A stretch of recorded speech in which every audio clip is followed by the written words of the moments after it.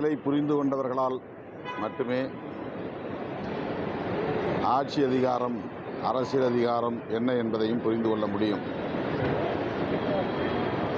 வெறும் பதவியாக பார்ப்பவர்களுக்கு துணை முதல்வர், முதல்வர், பிரதமர் என்ற பதவிகளை அடைவதற்கு என்னென்ன குறுக்கு வழி இருக்கிறதோ அதை பற்றி சிந்திப்பார்கள். புரட்சியாளர் அம்பேத்கர் அவர்கள் தேசிய அளவிலான பார்வை கொண்டவர். தேசிய அளவில் விளிம்புநிலை மக்களை அதிகார வலிமையுள்ளவர்களாக பரிணாமம் பெறச் செய்ய வேண்டும் என்று விரும்பியவர். ஆகவே அவர் விரும்பிய அதிகாரம் என்பது டெல்லியிலே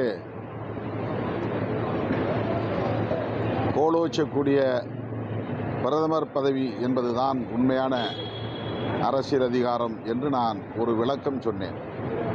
அவ்வளவுதான். தனிநபர் என்கிற அடிப்படையிலே நான்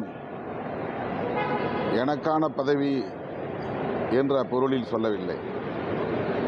எங்கள் இயக்கம் அதிகாரம் பெற வேண்டும், அரசியல் அதிகாரத்தை வென்றெடுக்க வேண்டும் என்று விரும்புவது அம்பேத்கருடைய அரசியலின் அடிப்படையில் அது பிரதமர் பதவி என்கிற அதிகாரம்தான் என்று நான் சொன்னதை எனக்கான பதவி என்று அவர் புரிந்து கொண்டு இப்படி சொல்லியிருக்கிறார்.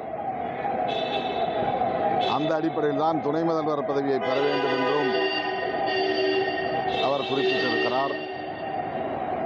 ஆகவே அவர் முதலில் அம்பேத்கர் சொன்ன அதிகாரம் என்ன என்பதை அவர் புரிந்து கொள்ள வேண்டும்.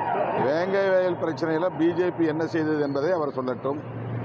தனிப்பட்ட முறையிலே அவரும் ஒரு தலித் என்கிற முறையில் அவருடைய பங்கு என்ன என்பதையும் அவர் சொல்லட்டும். இதுவரையில் வேங்கை வயலுக்காக அவர் என்ன செய்திருக்கிறார், வேங்கை வயல் பிரச்சனைக்கு என்ன அவர் குரல் கொடுத்திருக்கிறார், பிஜேபி என்ன வேங்கை வயலுக்காக போராட்டங்களை முன்னெடுத்திருக்கிறது, வேங்கை வயல் பிரச்சனையில் ஏற்பட்டிருக்கிற விளைவுகளுக்கு பிஜேபி எந்த வகையில் பொறுப்பேற்கிறது என்பதை பிஜேபி விளக்கட்டும், அவரும் விளக்கட்டும்.